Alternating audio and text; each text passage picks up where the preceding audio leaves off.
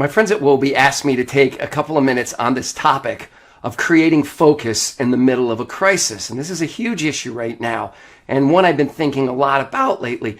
But even as you say those words, something doesn't sound right about that.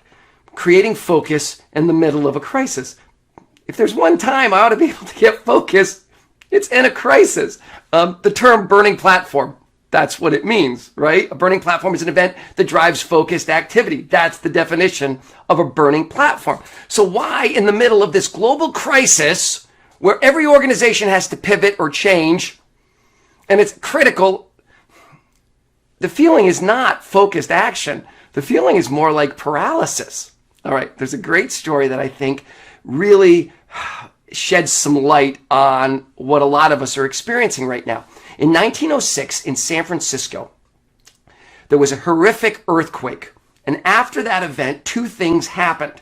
Divorce rates went way up and marriage rates went way up. And for decades, sociologists debated whether these type of events, these crises brought people together or drove them apart. But it turned out that neither was true. That what had actually happened was that they couldn't take any more ambiguity. They couldn't take any more uncertainty. So much of their lives had been thrown into complete chaos. They couldn't handle one more unanswered question. If they were thinking about getting married, they did it, right? They were in or they were out. They were thinking about getting divorced, right?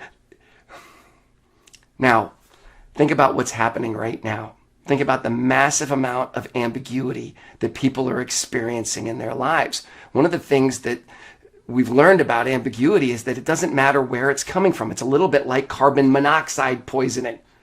You can only take so much. As each organization has to pivot, has to make a move. I'm not talking about life support stuff, crisis management. That's happened. I'm talking about as we're coming out of this, right? All the things that we need to do so that we're not caught flat-footed.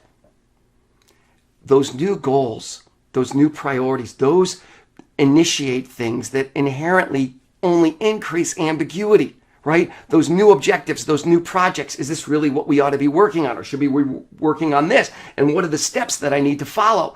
And as soon as we start to do that, we start putting additional ambiguity on top of people, additional uncertainty on top of people that in many cases are already tapped out. So here's what I want you to think about. What if the new goal, what if the new priority did not increase ambiguity? What if the new goal, what if the new priority felt like a little slice of sanity in their lives? What if it felt like the one thing that actually made sense and where they were actually, right, having an impact? Do this for me. Go to a time, and really do this. Go to a time in your career when you were most engaged, when you were most bought in, right, professionally. And think about that moment. And I'll promise you there were two things that were going on. First, you were making progress. You were winning. And second, it mattered. There was purpose. It's always those two things. And when it comes to human engagement, it's only those two things. Am I making progress? Does it matter? So here's the question. Right now, in the middle of all of this crazy, do the people who work for me feel like they are winning at something that really matters?